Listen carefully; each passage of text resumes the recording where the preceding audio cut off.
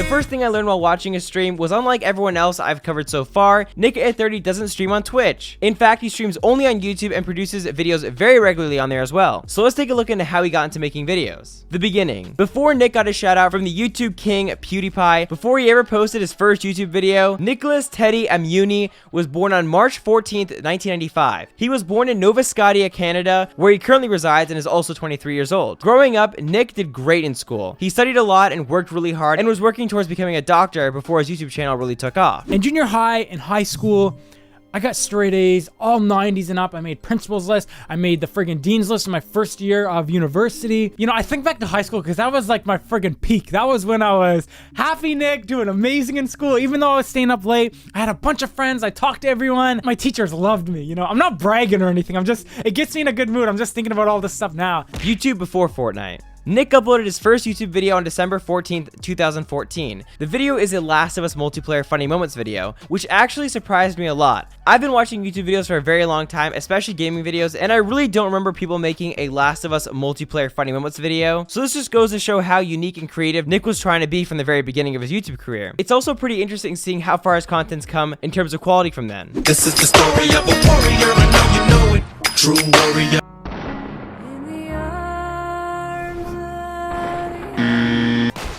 Okay, yep, no, I lied about that. If we win? If we get some MLG Beastly, hashtag 32420 YOLO Kush gameplay. Yeah, stuff like that. Okay. Wow, your first time. Oh my. Did he make an edit and then try to shoot you? Yeah. Yeah, I knew he was gonna do that. I saw like the ramp and I'm like, what is this? Can you shoot the ramp, Umi? Can you shoot the ramp? No, we did it! We did it! We did it! He also covered other games such as Uncharted 4. Sometimes the sky's heavy. It's coming down on me. Sometimes I'm not ready. Hey everyone, it is Nick830 here and we are back. So let's just jump right into the action. We're going. Oh, whoa, that looked like I was gonna fall down. But honestly, guys, I was just happy a second ago doing the intro, and then I realized, man, I'm coming. Sam's dead. It's not gonna end like that. Like, there's no way that he's gonna be dead because we see. And The Division. All right, A-Team, we are gonna go to the dark zone. Let's set our waypoint and get going to the dark zone. It's a doggy! Aren't you the cutest? Oh my god, he's vicious! Run! To the dark zone! Real quick, I have a challenge for you guys, and you only have 5 seconds to accomplish it. Go down, smash that like button, subscribe to the channel right now, and you'll be guaranteed good luck for the next year of your life. Trust me, it works. Go down, just try it, and let's get on with the video. So it's clear that Nick has always had a knack for third-person games, considering every single game he's covered pre-Fortnite was a third-person shooter. While YouTube initially started off pretty slow for Nick, he got the opportunity of a lifetime when he entered a shoutout contest hosted by PewDiePie. If you don't know who PewDiePie is, he's the biggest YouTuber in the entire world with over 65 million subscribers at the time of this recording. Basically, PewDiePie did a series on his channel called Friday with PewDiePie, where he sort of sat down and talked to subscribers about whatever was on his mind. In one episode, he announced that he was going to help smaller creators grow by giving an opportunity to feature their content on an episode of his show. Of course, Nick entered, and 6 months later, PewDiePie announced the winner of his contest, and Nick was actually the first creator to be featured in the video. There's one thing that I should have done forever ago, and it's the shout-out competition. Now, I didn't think we would get so many submissions. Me just looking at the amount of pages of submissions, I wanted to basically try to look for people that do something different. So I want to award people for being original. First one is Nick830. His channel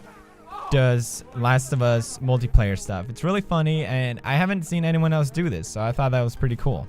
Check him out, subscribe, and that's the point of me doing this. Nick was ecstatic, and over the course of the week, he gained close to 9,000 subscribers. More specifically, he went from 15,000 subscribers to 24,000 subscribers. As you can imagine, Nick was blown away by the support he began to receive. Youths said my videos are funny. He said to check him out. He said to subscribe. Woo! within the period of like not even 24 hours, over 6,000 people have joined the A-team. 6,000 bros. And for me to be his #1 choice out of the thousands, I mean, Senpai has noticed me. This shoutout may possibly change my life. Like, I know I'm over exaggerating, it's just a shoutout, but this is a shoutout from PewDiePie, and this could give me the boost to be able to do YouTube, I don't know, full time? Who knows? Maybe. Unfortunately, however, Nick began to receive a lot of criticism from his parents. He was dedicating so much time to YouTube that he began to struggle in school, and even though his channel was growing faster than ever, he really wasn't making much money from it. And since he wasn't dedicating his time to doing something that was paying him well, he started to receive a lot of criticism from his parents, and rightfully so in their defense. My parents, they don't like me doing YouTube. They don't want me to. I know I had my mom in my videos a couple times before, but they just don't want me to anymore. So, with that being said, as I've mentioned in previous videos, with them not wanting me to do YouTube, I just hate recording while they're home. So I will wait till they leave the house. I don't know when that'll be. So that's like one of the reasons why I just can't do daily uploads. However, as you can tell from the state of his channel now, all his hard work has paid off. His parents have also become very supportive of his gaming career and have even made guest appearances on his channel. Now that we got you on the spot here and there's no cuts or any edits. No. Did you guys believe in me when I said I wanted to do YouTube when I was in university? I always believe in you. Nah. But Right, there is a but. and your son is a good student, a very good student. Okay. On the dean's list in university. Yeah.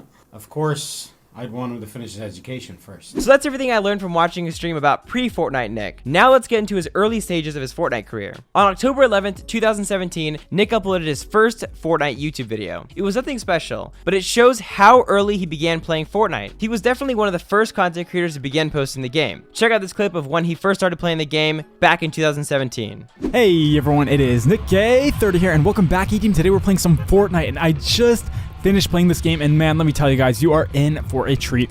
Ooh, get it, and unload! And he's swinging, can't even get me. Swung for broke, couldn't do it. Another one, I want to chase him before he can get any weapons. Where did he go, though? Got some armor from him, and I take him out and pick that up.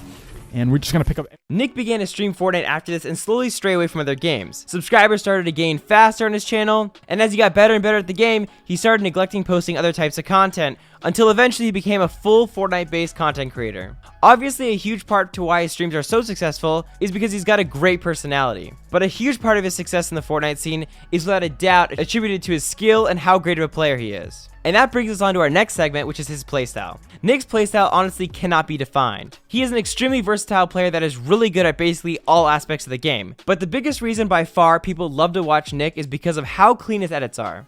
Before I dive any deeper into talking about his ability to utilize the edit feature in Fortnite, check out this moment from stream I was watching that demonstrates exactly what I'm talking about when it comes to his skill of editing. He's reloading. Oh, this is mine. Ah, you kidding me?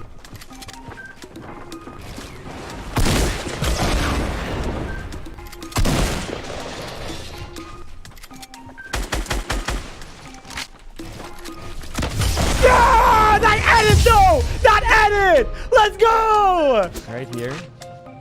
Right here. He sees a window. And then I edit shot! Look at this, look at this, look at this, look at this, look at this, look at this, look at this. I edited shot and he suicide. So as you saw from the clip, Nick has some crazy fast edits. Literally so fast that some players just get confused by what he's doing and simply cannot keep up. Editing is a key part of Nick's playstyle for this reason. As I mentioned a minute ago, if you understand the editing function on this game, you can start to apply some crazy stuff into your playstyle. Nick is literally the living, breathing edit bible, and throughout this video, you're going to be seeing a ton of clips that show how insanely good he is at editing. I genuinely cannot sum up how he likes to play in a few sentences. He really is a unique player, mainly because he's all about entertainment and having fun. I mean, yeah, obviously he wants to win, but he's just a goofy guy, and in a lot of fights, he's not really thinking about the best way to eliminate an opponent. He's thinking about the funniest way to eliminate an opponent. Anything from a funny edit kill to building trap towers.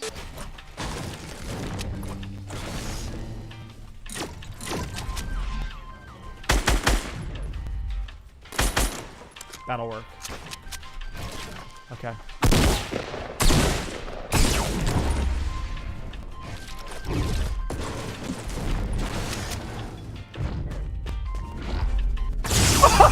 What did happened? Did we actually just do that again?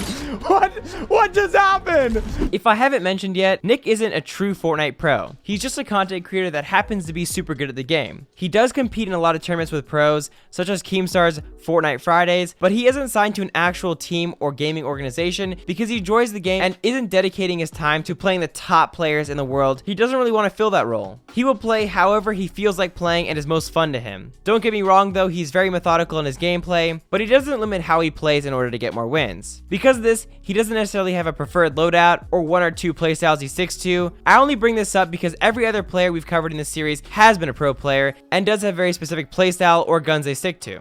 So how did I improve as a Fortnite player from watching him play 1,000 games? Well, number one, I've mastered editing. After watching Nick play 1,000 games, I learned how editing can be applied to so many different aspects of my game. One editing method that can help you take the high ground is to use defensive editing. For example, say you're trying to build up to someone and they're shooting down at you. What you could do is at the top of each ramp you build, place a flat platform and a triangle. Keep spamming the triangle above the flat so the enemy can't hit a bullet on you. Once he stops shooting to reload, go into edit mode, edit a hole in the flat above you, and continue ramping up to him. Using this method, you can effectively build up to an enemy that has a height advantage without taking any damage. Lethal editing is also another method that I've picked up on. Say you're in a build fight high up in the air and you know the enemy is standing on a floor that you place. What you could do is edit out the floor from beneath him and he will simply fall to his death if you are high enough. However, unless you can pull off your edits really fast like Nick can, this may not be super effective unless the other player is really bad. As far as just in general mastering editing, if you are on console, you're going to want to play on a really high sensitivity. This way you can pull off edits really quickly. There's also a hidden setting on the console called edit mode assist. You're going to want to make sure that you have this turned off. It sounds really stupid, but really it just makes it harder to pull off quick edits. You're much better off mastering a high sensitivity and getting good at using the edit mode than relying on the edit mode assist. And as corny as it sounds, having fun with the game is also super important. Sometimes I get super frustrated with the game.